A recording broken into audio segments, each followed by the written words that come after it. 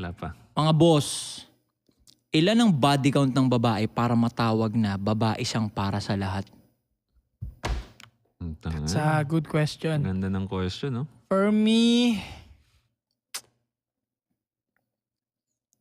3 or more. Okay. Bakit, pare?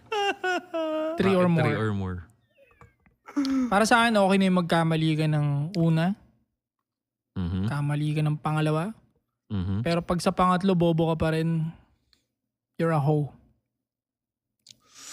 Tapos depende pa yun sa interview mo, di ba? Sa pagkakausap mo. Pag laging mali yung partner niya, pag tinanong mo, anong nangyari? Or what?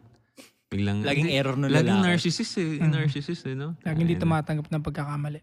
Sakit sa ulo yung ganun. But then again, basta sa akin, hoe na yun pag gano'n. Patat-